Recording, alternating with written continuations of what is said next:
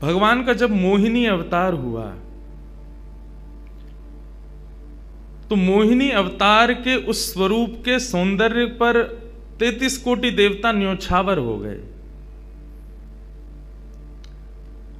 सबके मन में यह भाव आया, ये जो भी प्रकट हुई हैं ये किसी भी प्रकार से हमको हमारी गृहिणी के रूप में प्राप्त हो जाए। इतने सुंदर ठाकुर जी बनकर के आए। चंद्रमा भी पीछे पीछे चल रहे हैं, शंकर जी भी पीछे पीछे चल रहे हैं, ब्रह्मा जी भी पीछे पीछे दौड़ रहे हैं, वरुण आदि आदि जितने भी देव हैं सब मोहिनी पर ऐसे लट्टू हुए कि एक बार हमको देख बर ले, एक बार केवल हम पर दृष्टिपात कर दे, उसी मात्र से हमारा कल्याण हो जाना है। ऐसा ठाकुर जी का स्वरूप।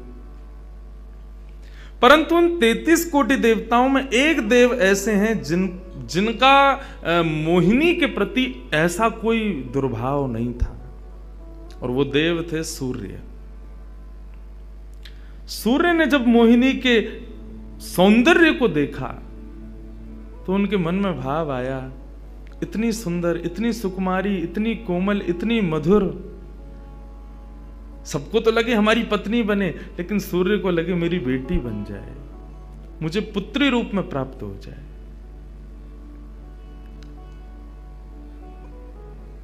जब सूर्य के हृदय में यह भावना उत्पन्न हुई तो मोहिनी ने कटाक्ष नेत्रों से सूर्य की ओर देखा, बाकी किसी को देख ही नहीं रही है, और देख करके केवल ठाकुर जी ने उनको इशारा किया। बोले तो आपकी ऐसी इच्छा है? सूर्य बोले जी भगवान, मेरी बहुत अभिलाषा है कि आप पुत्री रूप में मेरे यहां पधारो। ठाकुर जी बोले इतना साधारण नहीं है हमको प्राप्त करना, पुत्र रूप में प्राप्त करना फिर भी साधारण होगा, लेकिन पुत्री भाव में ये तो असाधारण है, इसके लिए आपको तप करना पड़ेगा। सूर्य बोले मैं आज से ही तप करूंगा, लेकिन आप वचन दो मेरे यहां पधारोगे और इसी रूप में पधारोगे। मोहिनी ने कहा यदि मैं तुम्हारे भजन से प्रसन्न हुई, यदि तुम्हारी भक्ति में, तुम्हारे प्रेम में प्रबलता हुई, मोहिनी 33 कोटि देवताओं को मोहित करती है, लेकिन तुम्हारे भजन के प्रभाव से मैं जब तुम्हारे यहां अवतरित होंगी तो मोहिनी को भी मोहित करने वाला रूप धारण करके आऊंगी। मोहिनी जिसने तीनों लोकों को अपने रूप पर न्योछावर कर दिया, वो मोहिनी भी जिस रूप को देख करके मोहित हो जाए, वो रूप आएगा आपके यहां पर। वही सूर्य वृषभानु जी के रूप में प्रकट हुए हैं, और जब वृषभानु जी के रूप में प्रकट हुए, उससे पहले एक राजा के रूप में भी आए थे, तब भी इन्होंने तपस्या की थी, लेकिन ठाकुर जी नहीं पधारे। जब वृषभानु के रूप में प्रकट हुए तो इन्होंने ठाकुर जी का यजन करना बंद कर दिया, ब्रह्मा जी का यजन प्रारंभ किया, ब्रह्मा जी से प्रार्थना की। ब्रह्मा जी प्रकट हुए, बोले क्या वरदान चाहिए? बोले वरदान आपसे नहीं चाहिए, वरदान हमको किसी ने कहा था कि वे हमारे यहाँ पुत्री रूप धारण करके आएंगे, मुझे लग रहा है वो कहीं भूल नहीं गए हो, इसलिए ब्रह्मा जी आप बहुत करीब हो ठाकुर जी के, आप उनको जाकर के संकेत करो कि कोई आश में बैठा उनकी में। जब से मोहिनी स्वरूप देखा तब से हम पागल हुए फिर रहे हैं, 33 कोटि देवताओं के मन में यही आता है कब प्रकट होंगी दोबारा। कृपा करो, आप प्रार्थना करो कि वो पधारें। ब्रह्मा जी बोले आपके भजन में इतनी सामर्थ्य है कि ठाकुर जी मना नहीं कर सकते। बोले तो फिर मुझे विश्वास के लिए कुछ तो कह करके जाओ। ब्रह्मा जी बोले मेरी जिम्मेवारी बन जाए, इसलिए चलो इस पर्वत के रूप में मैं विराज जाता हूं। और बरसाना पर्वत के रूप में श्री ब्रह्मा जी विराज गए। ठाकुर जी आएंगे, मैं जिम्मेवारी लेता हूं, इसलिए मैं ही पर्वत बन के बैठा हूं। ब्रह्मा जी ने जाकर के प्रार्थना की। ठाकुर जी बोले मैं तो सच में ही भूल गया था कि मुझे जाना है। बोले भगवान वो बहुत प्रतीक्षा कर रहे हैं आपकी। वृषभानु जी का भजन कैसा बताया। वृषभानु जी की एक ही इच्छा है कि मेरे पास जो पुत्री रूप ठाकुर जी का आवे, ठाकुर जी मोहिनी बनकर के आए तो 33 कोटि देवताओं के हृदय में ठाकुर जी के प्रति वात्सल्य भाव प्रकट नहीं हुआ, प्रेम भाव प्रकट नहीं हुआ, कुछ और ही भाव था उन देवताओं का। वृषभानु जी कह रहे हैं कि मैं ऐसी पुत्री पाना चाहता हूं जिसको देख करके काम नष्ट हो जाए, काम का भी मर्दन हो जाए, सामने वाले के हृदय में एक दिव्य प्रेम प्रकट हो, निष्काम प्रेम, अनकंडीशनल लव किसे कहते हैं, इसका प्रसाद पूरी दुनिया को देने वाली ऐसी पुत्री मेरे घर पधारे। स्वार्थ सिद्ध प्रेम सब करना जानते हैं, लेकिन निस्वार्थ प्रेम किसे कहते हैं, वो ठाकुर जी का वो शक्ति स्वरूप ही सबको बता सकता है। ब्रह्मा जी की प्रार्थना हुई ठाकुर जी से। ठाकुर जी अपने वैकुंठ में विचरण कर रहे हैं, विचार कर रहे हैं कैसे करूं, नंद यशोदा के यहां भी जाना है, देवकी वसुदेव के यहां भी पुत्र बनना है, पहले से ही 4 मम्मी पापा हैं हमारे, अब ये 2 मम्मी पापा और कैसे बनाऊं, 6 माता पिता। तब ठाकुर जी विचरण कर रहे थे, तभी एक खंभ में मणि, उस मणि में ठाकुर जी ने अपना प्रतिबिंब देखा। ठाकुर जी अपना प्रतिबिंब नहीं देखते, क्यों? बहुत कम देखते हैं। जब श्रृंगार आरती होती है लाल जी की, तभी इनको प्रतिबिंब दिखाते हैं, और उस प्रतिबिंब में भी इतने इतराते हैं महाराज, उसमें भी स्वयं को देख करके खुश हो जाते हैं, वाह मैं कितना प्यारा लग रहा हूं। अपना प्रतिबिंब ठाकुर जी इसलिए नहीं देखते क्योंकि स्वयं ठाकुर जी मोहित हो जाते हैं खुद ही पर। जैसे ही ठाकुर जी ने स्वयं का प्रतिबिंब देखा, प्रतिबिंब देख के आगे बढ़े, लेकिन ठाकुर जी मन में विचार करने लगे, मुझे सबके स्वभाव प्रिय हैं, लेकिन अपना यदि देखूं तो अपना प्रतिबिंब बहुत प्रिय है। जब स्वयं को देखता हूं प्रतिबिंब में, तो ऐसा लगता है कि मानो जो सबको मोहित कर रहा है वो स्वयं को जब देखे तो खुद भी मोहित हो रहा है, क्योंकि प्रतिबिंब कभी झूठ नहीं बोलता। प्रतिबिंब का ये स्वभाव है, आप जैसे हो वैसा आपको दिखाता है। ठाकुर जी ने जब प्रतिबिंब देखा, अपने उस प्रतिबिंब स्वरूप को ठाकुर जी ने स्थिर कर दिया, और स्थिर करके अब तो ठाकुर जी लाए महाराज लक्ष्मी जी की पूरी पेटिका लेकर के आए श्रृंगार की, और अपने प्रतिबिंब स्वरूप को ही उन्होंने श्रृंगार करना प्रारंभ किया। किशोरी जी के श्रृंगार का इतना भाव बताते हैं, किशोरी जी की नथ बेसर ऐसी, किशोरी जी के कान के कुंडल ऐसे, किशोरी जी के पांव की महावर ऐसी, क्यों ना हो, क्योंकि श्याम सुंदर ने श्रृंगार किया है। किशोरी जी का जो स्वरूप है वो ठाकुर जी ने उसका श्रृंगार किया है।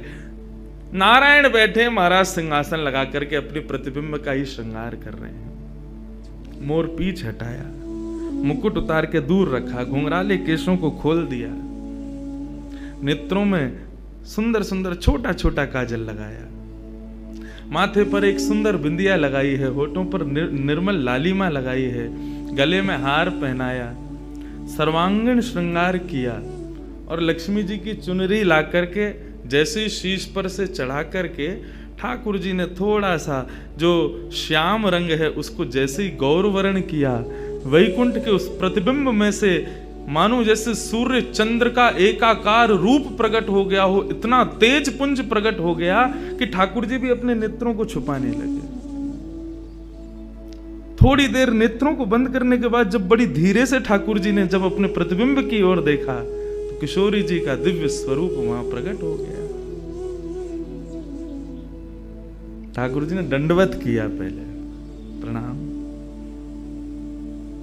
हे श्याम सुंदर, आपने ही मेरो निर्माण कियो है, आपने ही मोको प्रकट कियो है। क्या भाव है? ठाकुर जी बोले कोई भाव नहीं है, केवल मोहिनी भाव से 33 कोट देवता मोहित हुए थे, लेकिन मैं मोहित नहीं हो पाया था, इसलिए तब से मैं भी तड़प रहा था कि मुझे भी कोई मोहित करे, उस मोहिनी को भी मोहित कोई करे। वो स्वरूप आज प्रकट हुआ है। धर्म की स्थापना हुई, ज्ञान की स्थापना हुई, भक्ति की स्थापना हुई, वैराग्य की स्थापना हुई, लेकिन अंततो गत्वा संसार का सार जो प्रेम है उसकी स्थापना नहीं हुई है। उसके लिए आपका अवतार धारण करना अति आवश्यक है। आप मेरी शक्ति हैं, आप मेरी आत्मा हैं। पूरा विश्व और पूरे विश्व की दिव्य चेतना किसकी प्राप्ति के लिए दौड़ रही है? कि आत्मा एक दिन परमात्मा में मिल जाएगी, लेकिन उस परमात्मा में आत्मा जो विद्यमान है वही तो किशोरी जी हैं। उस आत्मा की परमात्मा की जो आत्मा है वही तो श्री राधा जी हैं। लोग उनके रूप को नहीं समझ पाते। आजकल के यंगस्टर्स, आजकल के युवा उनको बहुत विचित्र रूप में दर्शन करते हैं कि कृष्ण राधा कौन है, बोले कि they are just like some love words. ऐसा नहीं है। आप उनको सीमित उस अवस्था में, और माफ कीजिएगा यदि किसी प्रवचनकर्ता की कथा सुनने के बाद भी आप उनको वहीं तक सीमित मान रहे हो ना, दोष आपको नहीं, प्रवचन करने वाले को लगेगा कि तुम किशोरी जी के इसी रूप को स्थापित कर पाए। इसीलिए कथाओं में ज्यादा किशोरी जी का प्रसंग ना हम कहते हैं ना उसका स्पर्श करते हैं। स्पर्श करने पहले से भी 100 बार सोचते हैं। यहां आने से पहले भी मुझे कई आचार्यों ने संपर्क किया कि वहां आप किस विषय को लेकर के जाएंगे, आप गर्ग संहिता पर कहेंगे या किशोरी जी के किस भाव को वहां पर प्रस्तुत करने वाले हैं। मैंने कहा देखो, हम बस बोलेंगे जो निकल जाए मुंह से, जिसका जो भाव ठाकुर जी स्वीकार कर लें बस, लेकिन भाव ये रखेंगे ठाकुर जी विराज गए हैं कि कोई अनधिकारी इस भाव को सुनकर के अपने मन में कोई दुर्भाव ना प्रकट करे। ब्रजवासी बहुत डरते हैं किशोरी जी के भाव को कहने में, क्योंकि जब सामने वाले से प्रत्युत्तर के रूप में कुछ विलग ही सुनने को मिलता है तो बहुत कष्ट होता है हृदय को कि तुमने किशोरी जी को क्या समझा, वो क्या है और तुमने उनके किस रूप को जाना। वो ठाकुर जी का ही प्रतिबिंब स्वरूप है, ठाकुर जी का ही आत्मा स्वरूप है। और एक बात कहूं, प्रतिबिंब से और आत्मा से प्रेम किया जा सकता है, ब्याह नहीं किया जा सकता, क्योंकि प्रतिबिंब और आत्मा ये दोनों हमसे अलग नहीं है। ब्याह के लिए एक अलग व्यक्ति चाहिए, एक हमसे कोई अलग हो, हमसे कोई जुदा हो, 2 लोग चाहिए तब ब्याह संपन्न होता है। लेकिन कृष्ण और राधा इन दोनों में भेद है ही नहीं। किशोरी जी और ठाकुर जी में कभी भी कदापि कोई भेद नहीं है। बल्कि लीलाएं अभी सुनेंगे हम लोग, कभी कभी ठाकुर जी जब किशोरी जी का रूप धारण करते हैं तो किशोरी जी से ज्यादा गोपियों को सुख देते हैं।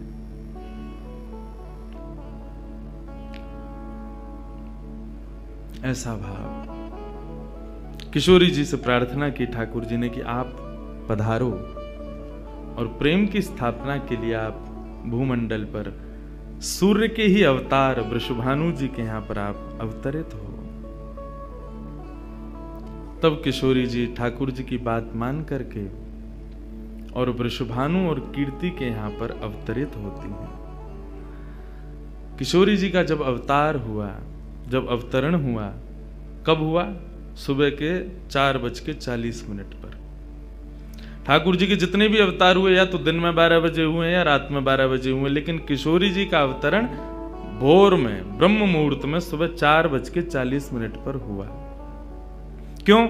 बोले राम कृष्ण आदि जितने भी ठाकुर जी के अवतार हैं राक्षसों के वध के लिए आते हैं, तो या तो सूर्य की तेज ताप में उनका जन्म होता है, मानो वे प्रकाश स्वरूप हैं ऐसा भाव बताते हैं, या रात्रि में 12 बजे होते हैं वो इसलिए होते हैं, वो मानो ऐसा भाव रखते हैं कि चंद्रमा अंधेरे को दूर करता है, वो ज्ञान का प्रकाश है, वो ज्ञान है, उससे अंधेरा दूर होता है। तो ठाकुर जी रात्रि प्रकट होकर के ऐसा भाव रखते हैं कि काले निशा, काला ज्ञान जितना भी है धरती पर उसको दूर करने के लिए हम पधारे हैं। लेकिन किशोरी जी का जो अवतरण है वो 4:40 ब्रह्म मुहूर्त में होता है। उसका क्या भाव है? बोले 4:40 ब्रह्म मुहूर्त के बाद सूर्य प्रकट होना प्रारंभ होते हैं। मतलब सारे मंगल कार्य ब्रह्म मुहूर्त में होते हैं। चिड़ियाओं का चहकना, कई पुष्पों का प्रकट हो जाना, मानव के मस्तिष्क में आज मुझे क्या करना है वो दिव्य चेतना का प्रादुर्भाव होना, ये सब कुछ सुबह ब्रह्म मुहूर्त से प्रारंभ होता है। और सबसे बड़ी बात, सूर्य प्रकट होते हैं, धीरे धीरे धीरे धीरे अंधेरे को दूर करते हैं और धीरे धीरे धीरे गतिमान होते हैं 12 बजे तक। तो किशोरी जी का प्रादुर्भाव ब्रह्म मुहूर्त में हुआ, इसका ऐसा भाव बताते हैं कि मानो वो प्रेम जिस प्रकार प्रादुर्भाव से लेकर के और आगे के गंतव्य तक नित्य प्रति बढ़ता रहे, उसका वर्धन हो, वर्धन करने के भाव से किशोरी जी ब्रह्म मुहूर्त में पधारी। क्योंकि वर्धन होना ही एक नवीन दिन का ब्रह्म मुहूर्त से प्रारंभ होता है। ऐसे ही प्रेम का वर्धन, भक्ति का वर्धन, भाव का वर्धन, उन सब का वर्धन करने का प्रतीक है किशोरी जी, इसलिए ब्रह्म मुहूर्त में जन्मी है। किशोरी जी का प्रादुर्भाव हुआ, पूरे बरसाना में आनंद उत्सव मनाया गया, सब नाच रहे हैं, गा रहे हैं, आनंद मना रहे हैं। नंद बाबा भी आए, यशोदा जी भी आई हैं, उन्होंने भी आकर के वृषभानु जी को बधाई दी है। सब कुछ हुआ, लेकिन किशोरी जी के प्रादुर्भाव में एक वैचित्र था। क्या?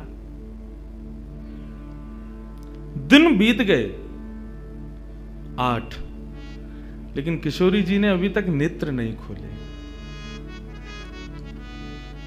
अभी तक किशोरी जी केवल एक छोटी सी बालिका हैं, एक सुकुमारी हैं, परंतु अभी तक किसी को भी किशोरी जी के नेत्रों का दर्शन नहीं हुआ। अभी तक किशोरी जी के नेत्र नहीं खुले हैं। इस बात से कभी कभी चिंतित हो जाते हैं वृषभानु जी और कीर्ति कि हमारी लाली है तो गई है, लेकिन पता ना क्यों अपने नेत्रन को नहीं खोल रही है। कभी कोई संत आ जाए, कोई वैष्णव आ जाए, कोई ब्राह्मण आ जाए, तो उनसे निवेदन करते हैं कि हमारी लाली नेत्र नहीं खोल रही। तब देवताओं ने नारद जी को भेजा, आप जाओ और जाकर के वृषभानु जी के इस मन के भाव को पूर्ण करके आओ, किशोरी जी के सुंदर नेत्रों का दर्शन उनको कराओ। तब श्री नारद जी महाराज का आगमन हुआ। नारद जी जैसे ही आए तो वृषभानु जी ने नारद जी को देखते ही सबसे पहले अपने पुत्र को बिठा दिया। श्री दामा से मिलो, हमारा अब लाला है। नारद जी उससे मिले, उसका सब देखने लगे। नारद जी मन में विचार कर रहे हैं कि ये उनसे कब मिलवाएंगे, किशोरी जी का दर्शन कब होगा। 2-3 दिन तक नारद जी विचरण करते रहे बरसाने में। वृषभानु जी का मन तो होता है कि मैं इनसे कुछ कहूं, कुछ पूछूं, थोड़ा किशोरी जी के बारे में, अपनी लाली के बारे में न कुछ जानूं, लेकिन अभी वो भाव प्रकट नहीं हो रहा है। तब एक दिन एक छोटी सी बरसाने की लाली को जब नारद जी महाराज खिला रहे थे और उससे प्रेम चर्चा कर रहे थे, ये दृश्य जब वृषभानु जी ने देखा, उन्होंने तुरंत नारद जी के चरण पकड़े और कहा, हे भगवान, हमारी एक लाली भई है, बहुत सुंदर है, सुकुमारी है, नन्ही सी है, अभी वाकु देख करके स्पर्श करवे में डर लगे कि कहीं हमारे स्पर्श से कोई कष्ट ना है जाए, या हमारे हम सबन को दर्शन भी ना करा में। लेकिन महात्मन आपसे पूछना चाह मैं, हमारी लाली नेत्र नहीं खोल रही है, कहा भाव है? नारद जी तो तुरंत बोले, अरे तो तुमने इतने दिन से क्यों नहीं बताया? वो तो पहले से ही बैठे थे तैयार कि ये जल्दी बोले तो मैं जाऊं, जाकर के दर्शन करूं। बोले संकोच है रहे हो? बोले संकोच मत करो, अभी लेके चलो, कहां है तुम्हारी लाली, मुंह को बताओ। नारद जी महाराज जा रहे हैं वृषभानु भवन में। एक बेड़ी पार की, दूसरी बेड़ी पार की, तीसरी बेड़ी पार की। जैसे ही भीतर पहुंचे हैं, सुंदर सुगंधी भीतर से प्रकट हो रही है। सामने स्वर्ण जटित एक पालना है, और जैसे ही उस पालने में जाकर के नारद जी ने दर्शन किया, कमल कली को वृषभानु की लली को रंग, कैसा रंग है? बोले जैसे कमल की कली हूं मैं ना, ऐसी श्री वृषभानु नंदिनी है। नारद जी ने जैसे ही उनको दर्शन किए हुए आनंदित है गए, आनंदित है करके प्रणाम करने लगे। वृषभानु जी बोले, हमारी लाली नेत्र नाय खोल रही है, आप कृपा करो ना। नारद जी बोले, एक मंत्र पढ़ना पड़ेगा, कुछ करना पड़ेगा, तंत्र मंत्र करना पड़ेगा, तब आपकी लाली बोलेगी। वृषभानु जी बोले, देख लो, ले संभल के करियो, हमारी लाली बहुत कोमल है, वो ना स्पर्श नहीं करेंगे, दूर बैठ के करेंगे। वृषभानु जी बोले, तो करो। बोले आपको पहले बाहर जानो पड़े, वो एकांत में करेंगे। कीर्ति वृषभानु जी को देखें, बोले लाली को अकेला तो ना छोड़ेंगे? बोले नहीं बाबा, विश्वास पात्र है, हम कर सके। वृषभानु जी और कीर्ति दोनों जैसे ही बाहर पधारे, नारद जी ने गेट बंद कियो, तुरंत चरणन में प्रणाम कियो और प्रणाम करके सीधे सन्मुख बैठे हैं। हे कृष्ण मनोहारिणी जय वृंदावन प्रिया, जय भ्रू मंगल ललिता, जय वेणु रवाकुल, जय कृष्ण मनोहारिणी जय वृंदावन प्रिया, जय भ्रू मंगल ललिता, जय वेणु रवाकुल। जैसे ही नारद जी के मुख से ये शब्द प्रकट हुआ, जय कृष्ण मनोहारिणी, ये कृष्ण मनोहारिणी शब्द जैसे ही नन्ही सी श्री किशोरी जी के कान में कृष्ण शब्द गयो, कृष्ण शब्द जाते ही नन्ही सी किशोरी जी के नेत्र अपने आप धीरे धीरे धीरे धीरे खुलन लगे, मुख पर एक प्रसन्नता सी प्रकट हो गई। नन्ही सी किशोरी अभी करवट लेनो भी नहीं जाने, लेकिन जैसे ही बार बार ये श्लोक का गान नारद जी के द्वारा हो रहा है, जय कृष्ण मनोहारिणी जय वृंदावन प्रिय, इसको सुनकर के किशोरी जी जो अभी करवट लेनो भी ना जाने, वो अपने पालना को पकड़ करके अपने पालना से उछक करके वहीं से झांक करके श्री नारद जी को देख रही हैं। और नारद जी ने जैसे किशोरी जी के रूप को देखो है, सुंदर मृगनयनी किशोरी जी आज नारद जी को देख रही है। मुख में अभी दांत ना है, बिना दांतन के किशोरी जी के मुखमंडल की प्रसन्नता देख करके नारद जी आनंद विभोर हो गए। नारद जी बोले, आपको ये कीर्तन भायो, आपको ये कीर्तन प्रिय लगो? किशोरी जी के मुख से केवल किलकारी निकल रही है। नारद जी ने उठाई अपनी वीणा करताल और जय कृष्ण मनोहारिणी जय वृंदावन प्रिय, और इसी का कीर्तन करते हुए वहां नाचने लगे, नृत्य करने लगे, चारों ओर घूम रहे हैं। बीच में पालने में श्री किशोरी जी बैठ करके और करताल बजा रही हैं और करताल बजा करके आनंदित हो रही हैं। वृषभानु जी बाहर खड़े, बोले कि भीतर तो कीर्तन चल रहा है, करताल की आवाज आ रही है, वीणा बज रही है। तभी उनने कान लगा करके सुनो तो नारद जी गा रहे, जय कृष्ण मनोहारिणी जय वृंदावन प्रिय, जय भ्रू मंगल ललिता, जय वेणु रवाकुल। वृषभानु जी ने ये स्वर सुन लिया, लेकिन जैसे ही थोड़े से गए हैं और खिड़की में जाकर के भीतर झांक करके देखा, अद्भुत दृश्य। नन्ही सी किशोरी ज्यादा से ज्यादा 8 दिन की होंगी, 10 दिन की होंगी, अपने पालना में पौड़ करके स्वयं को झुला रही हैं, करताल बजा रही हैं। चारों तरफ नारद जी वीणा बजा करके करताल बजा करके आनंद से किशोरी जी को मुखोल्लास कर रहे हैं। ये दृश्य देख करके श्री वृषभानु जी को एक बार तो मूर्छा आ गई, मैं वास्तव में 8 दिन की बालिका को देख रहा हूं। उन्होंने कीर्ति को कुछ नहीं बताया। नारद जी महाराज ने प्रणाम किया, तब किशोरी जी की सहचरियां प्रकट हुई और कहा कि हे नारद, आपने हमारी किशोरी जी को बहुत सुख प्रदान किया है। जब कभी भी आपको ऐसा दर्शन करना हो तो हम आपको कुछ स्थान बता रहे हैं। गोवर्धन, श्री यमुना पुलिन और ब्रज कुंज, इन 3 स्थानों पर आप जब कभी भी हमारी किशोरी को स्मरण करके यही कीर्तन को गान करोगे, किशोरी जी को यही स्वरूप आपको दिखेगा। ये हमारा वरदान है आपको, क्योंकि आपने किशोरी जी कृपामयी तो हैं। लाल जी 10 बार विचार करेंगे कृपा करवे में, किशोरी जी विचार थोड़ी करें, वो तो तुरंत करुणा करें।